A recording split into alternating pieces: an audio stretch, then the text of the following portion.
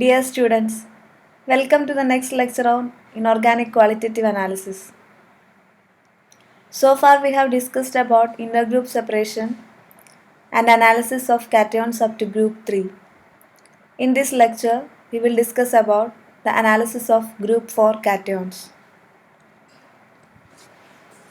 In intergroup separation, the centrifugate obtained after the removal of precipitates up to group 3 is first concentrated. Excess of ammonium hydroxide is added and H2S is passed.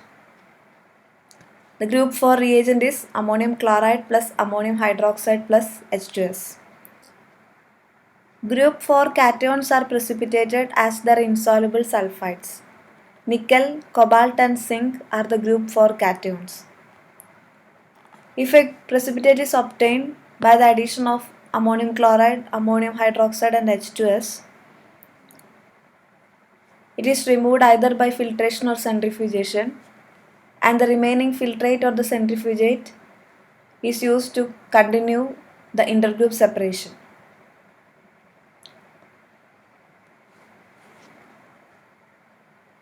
Next is the analysis of group 4 residue. The group 4 residue is shaken well with very dilute HCl and centrifuged. If a black residue is obtained, it indicates the presence of nickel or cobalt, nickel 2 plus or cobalt 2 plus. This residue is dissolved in aqua regia by heating in a china dish and evaporated to dryness. Aqua regia is 1:3 mixture of concentrated nitric acid and concentrated HCl.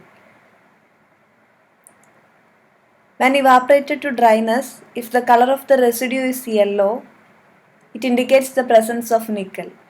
The residue formed is nickel chloride.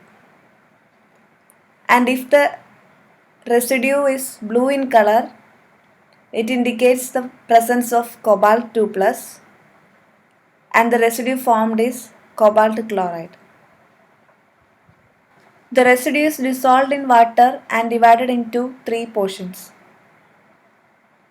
And 3 different tests are conducted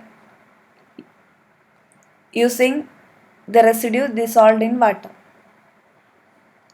To the first portion, ammonium chloride, excess of ammonium hydroxide and potassium ferricyanide solutions are added. If cobalt is present, a reddish brown precipitate is obtained and the precipitate formed is cobalt ferricyanide. To the second portion, some solid ammonium thiocyanate is added and then shaken well with a mixture of amyl alcohol and ether. A blue organic layer is observed, which is the confirmatory test for cobalt 2 plus cation. Blue ammonium cobalt thiocyanate complex is formed first, and it is more soluble and stable in organic layer.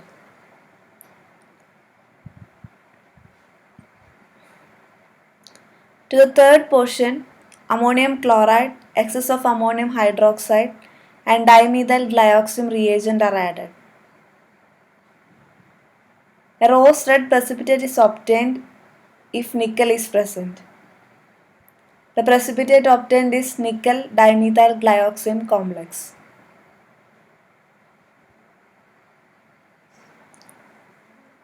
And by doing these tests, we will confirm that whether the black residue obtained is nickel or cobalt.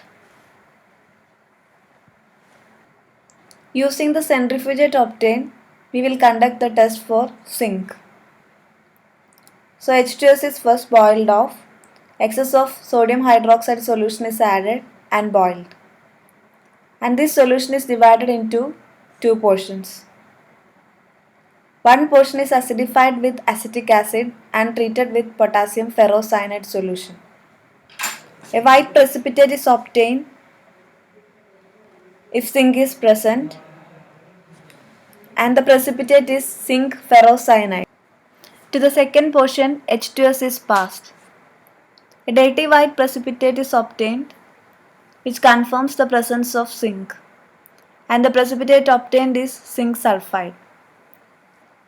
This precipitate is collected and heated with concentrated nitric acid and a few drops of cobalt nitrate solution. A filter paper moistened with this solution is then burnt to ashes. A green tinted ash is obtained, which is the confirmatory test for zinc.